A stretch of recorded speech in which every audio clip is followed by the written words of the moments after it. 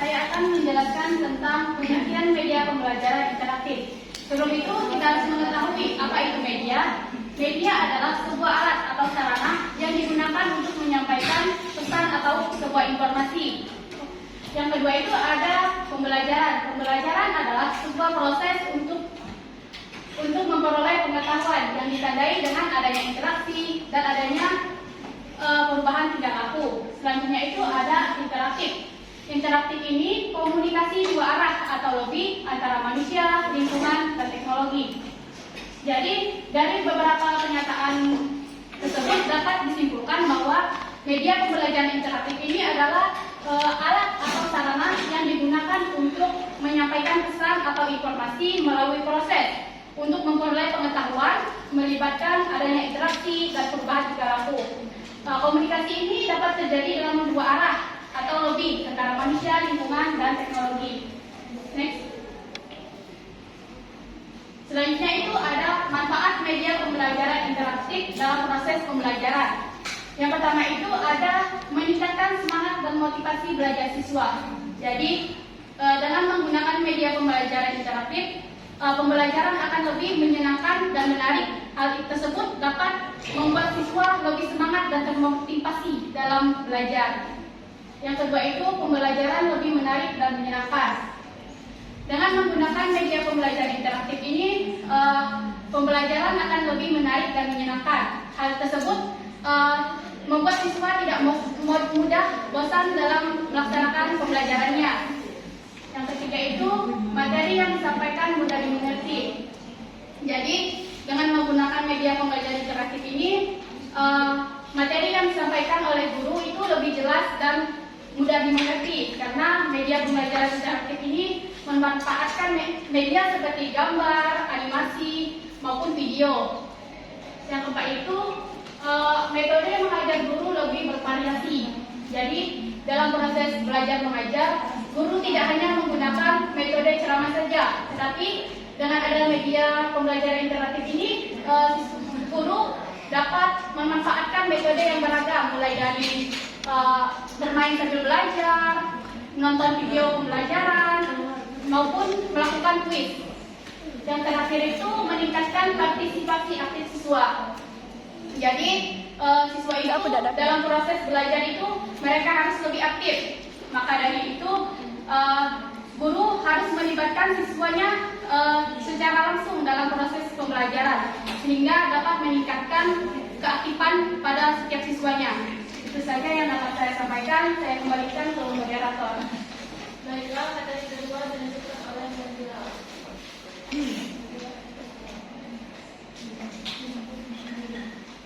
Saya lanjutkan. Sumber belajar adalah segala sesuatu yang bisa memberikan informasi atau pengetahuan sebagai acuan dalam proses pembelajaran. Nah, jadi sumber belajar ini digunakan untuk membantu guru dan siswa dalam proses pembelajaran. Sumber belajar ini dapat berupa apapun dan dimanapun. Maksudnya sumber belajar ini dia nggak cuma sebatas buku. Jadi sumber belajar ini bisa didapat bisa berupa interaksi langsung atau pengalaman diri sendiri. Dan bisa sumber belajar itu dapat didapat dimanapun. Jadi sumber belajar itu nggak harus di sekolah atau di kelas gitu. Nah, kita bisa mendapatkan sumber belajar itu dari tempat lainnya yang sekiranya bisa memberikan kita informasi atau pengetahuan yang baru. Jenis-jenis sumber belajar. Yang pertama ada sumber belajar yang dirancang dan yang kedua sumber belajar yang dimanfaatkan. Sumber belajar yang dirancang adalah sumber belajar yang sengaja dibuat untuk tujuan pembelajaran atau dikenal sebagai bahan ajar. Contohnya kayak buku, video, brosur, ensiklopedia. Nah, jadi kan kayak buku pelajaran. Buku pelajaran kan sengaja dibuat untuk memfasilitasi anak untuk belajar, siswa untuk belajar. Terus bisa kayak video pembelajaran juga. Nah, itu sengaja dibuat untuk anak belajar atau siswa belajar gitu. Terus sumber belajar yang dimanfaatkan. Sumber belajar yang dimanfaatkan itu sumber belajar yang dapat dimanfaatkan seseorang dari lingkungannya untuk belajar. Contohnya kayak museum, perpustakaan, pasar, masyarakat. Nah, maksud dari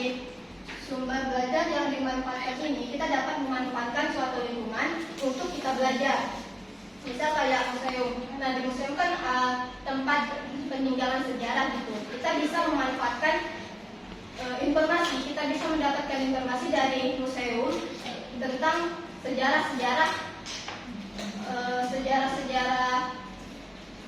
yang zaman-zaman dahulu. Jadi kita bisa mendapatkan informasi atau pengetahuan baru dari tempat tersebut. Nah, tujuan dari sumber belajar tersebut yaitu untuk memberikan pemahaman, keterampilan dan pengetahuan kepada peserta didik. Tentunya saya akan moderator.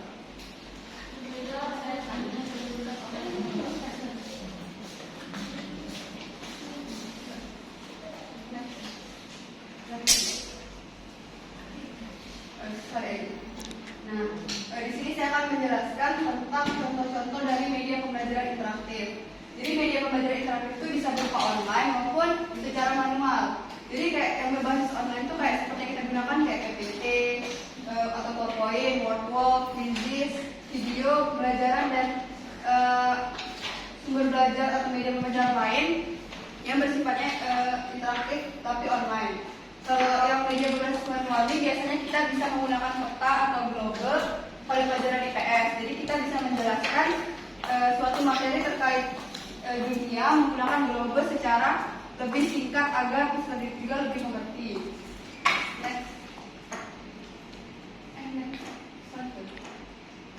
Nah, ini pemanfaatan sumber-sumber belajar contohnya adalah seperti buku pelajaran. Seperti kita sekolah dulu kan kita menggunakan buku paket. Itu merupakan salah satu contoh dari sumber belajar. Balik ke Nah, di sini saya akan menjelaskan sekaligus mengimplementasikan langkah-langkah penerapan pembelajaran interaktif. Jadi, menurut kelompok kami ada beberapa langkah-langkah dalam penerapan pembelajaran interaktif. Yang pertama tuh guru melakukan persiapan. Persiapan ini biasanya berupa guru mempersiapkan materi. Misalnya hari ini kita akan mempelajari tentang benua. Nah, maka sebelum guru mengajar di kelas, maka guru tersebut harus menguasai materi tentang benua dan mencari tahu apa saja yang akan ia sampaikan kepada peserta didiknya. Terus tuh yang kedua tuh ada pengetahuan awal. Pengetahuan awal ini biasanya sebelum di kelas, guru bertanya sebelum menyampaikan materi, guru bertanya dulu kepada siswa, kayak misalnya apakah anak-anak ada yang mengetahui tentang apa itu benua. Terus kegiatan eksplorasi ini bisa dilakukan dengan banyak hal, bisa dengan guru memberikan materi secara langsung kepada siswa ataupun guru mengajak siswa untuk terlibat langsung mencari materi sendiri, misalnya kelompok-kelompokan atau menggunakan sumber belajar lainnya. Terus ada pertanyaan siswa. Setelah siswa itu diberikan materi, nah di situ tuh guru memberikan kesempatan kepada siswa itu untuk bertanya, misalnya apakah ada yang belum mengerti dari materi itu, silakan ditanyakan. Nah terus selanjutnya itu ada penyelidikan. Penyelidikan ini kayak hampir sama dengan eksplorasi, tetapi lebih ke menjawab pertanyaan dari teman-teman yang mereka belum paham. Jadi kalau ada teman yang bertanya, guru bisa menjawab pada langkah-langkah penyelidikan. Habis itu, kalaupun ada siswa yang ingin memberikan pendapat mereka, disitulah waktu tempatnya. Itu agar mereka untuk melatih lebih aktif peran siswa dalam pembelajaran. Terus juga ada pengetahuan akhir. Pengetahuan akhir ini bisa dilihat oleh guru melalui pemaparan secara langsung. Misalnya siswa menyampaikan pengetahuannya secara menyeluruh terkait materi tersebut, ataupun guru memberikan kuis, kayak kuis bisa berupa tugas ataupun kuis online menggunakan media pembelajaran yang bersifat interaktif. Terus yang terakhir ada refleksi. Refleksi ini hampir sama seperti evaluasi, di mana tujuannya itu adalah untuk perbaikan ke depannya. Misalnya prakteknya itu melakukan persiapan, terus itu pengetahuan awal. Misalnya seperti ini contohnya, apakah di kelas ini ada yang tahu apa itu benua? Tidak. Nah, jika sudah tahu, kepada Ratri kami tolong sampaikan apa itu benua. Benua merupakan suatu wilayah yang ada di dunia. Benua itu seperti ya contohnya benua Eropa, benua Asia. Jadi benua itu merupakan kumpulan dari beberapa negara yang menjadi satu kesatuan atau pulau yang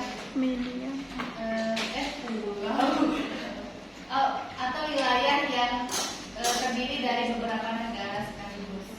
Ya, benar sekali Ratri bahwa benua itu merupakan suatu wilayah daratan atau kelautan yang sangat besar dan berada di permukaan bumi. Seperti yang kita ketahui kan, di dunia itu banyak sekali benua kan. Ada anak-anak yang bisa menyebutkan ada berapa jumlah benua di dunia ini?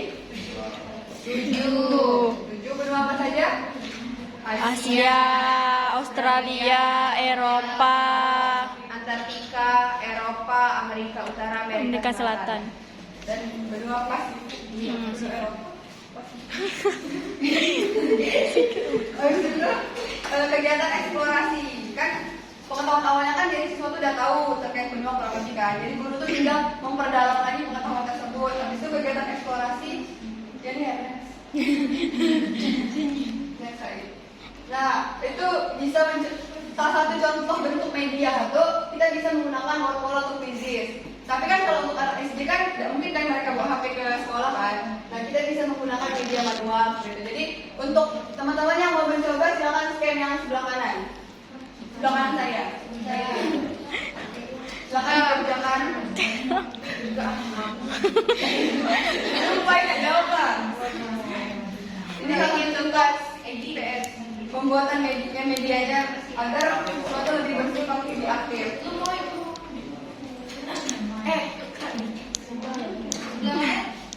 itu kanan. Sebelah kanan tuh di kanan.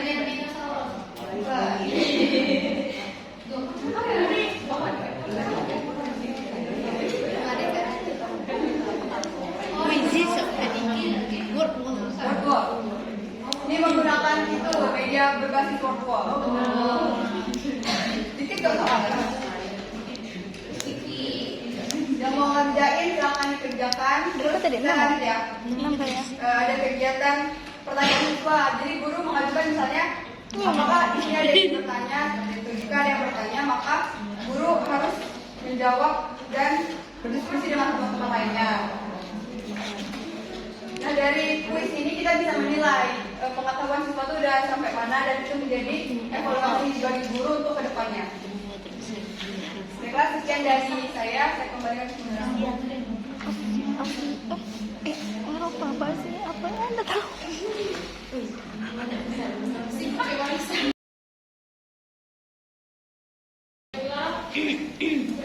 Selesai, sekarang kita masuk ke sesi tanya jawab. Pada sesi kali ini penerapan membatasi hanya 3 pertanyaan bagi yang ingin bertanya. Silakan menurut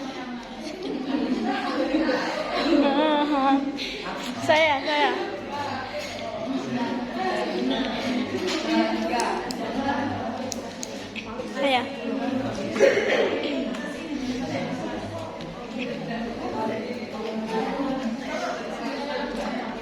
Baiklah, di sini saya izin bertanya kepada kelompok 11.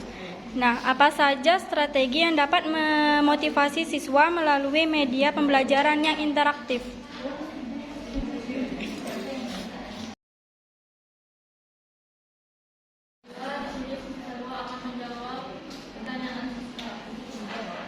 Baiklah, saya akan menjawab pertanyaan Siska. Sebenarnya pertanyaan Siska dan Audia itu kurang lebih sama kan? Kalau Audia itu ditanya hambatan, kalau Siska itu hambatan, cuman beda subjek yang pertanyaan Siska itu adalah apakah hambatan yang sering dijumpai pada penggunaan teknologi informasi dan komunikasi dalam pembelajaran anak usia dini? Nah, kalau anak sekarang kan semua teknologi. Kalau untuk anak usia dini ini, yang hal pertama tuh butuh pengawasan yang ekstra. Jadi kita tidak bisa membiarkan anak tuh mengakses sendiri teknologi dan informasi komunikasi itu secara mandiri. Jadi kita harus membimbing dengan secara intensif. Karena kan mereka belum bisa memilih atau memilah mana yang baik dan benar pada media. Nah terus selain itu karena banyak juga kan media informasi ini kan bersifat bebas, jadi apa saja bisa kita akses. Nah di situ kita harus benar-benar memperhatikan dan memberikan perhatian penuh terkait anak-anak tersebut. Yang kedua, keterbatasan teknologi seperti sarana prasarananya yang misalnya di anak usia dini kan berarti kan di TK atau PAUD. Nah, kalau kurangnya sekolahnya itu belum memenuhi sarana dan prasarananya, maka guru itu sebenarnya bisa menggunakan sarana dan prasarana yang ada. Jadi tidak harus misalnya harus menggunakan fokus. Kalau emang di sekolahnya tidak ada, ya tidak apa-apa kalau cuma pakai secara yang media yang lain lah. Terus juga untuk anak usia dini ini sulit untuk mencari, bagi guru itu sulit untuk mencari media yang cocok karena banyak kan konten-konten yang tidak cocok dengan usia anak-anak usia dini. Jadi kita untuk mencari konten-konten yang atau video pembelajaran yang cocok untuk mereka tuh agak sulit. Jadi lebih baik kita membuat sendiri kayak media yang bersifat interaktif baik secara online maupun manual. Nah, sekian dari saya. Kita akan Baik, saya akan melanjutkan pertanyaan dari Nur Aulia. Apa saja tantangan yang dihadapi saat menggunakan media interaktif dalam pembelajaran IPS dan bagaimana cara mengatasinya? Jadi tantangannya itu salah satunya itu kayak tantangan pada akses teknologi yang terbatas. Nah, seperti yang dijelaskan oleh Salwa tadi, kemungkinan kan ada juga siswa yang belum memiliki perangkat atau HP gitu, atau juga misal sekolah kan jarang ya anak-anak SD itu diharuskan bawa HP, malahan seringnya dilarang. Nah, jadi tantangan akses teknologi yang terbatas atau juga bisa untuk koneksi internetnya yang kurang stabil. Nah, untuk cara mengatasinya, mungkin sekolah bisa memfasilitasi yang seadanya, atau misal nggak bisa menggunakan media yang sifatnya online, bisa menggunakan yang manual. Misalnya kayak pembelajaran IPS, bisa gunakan kayak peta atau global supaya anak tuh bisa langsung explore gitu ya, langsung belajar di yang media manualnya. Terus yang tantangan selanjutnya tuh kayak tantangan pada pendekatan kreatif untuk mempertahankan nilai siswa supaya siswa tuh nggak bosan. Terus pembelajaran tuh nggak monoton gitu. Gimana cara supaya guru tuh membuat pembelajaran dengan media yang lebih menarik untuk siswa belajar gitu. Jadi dia nggak merasa bosan. Jadi bisa menggunakan konten media yang menarik lah intinya. Kayak misal yang virtual tadi, gimana cara kita supaya lebih kayak lucu atau gimana supaya anak tuh nggak hilang fokus saat belajar. Itu kurang lebihnya demikian.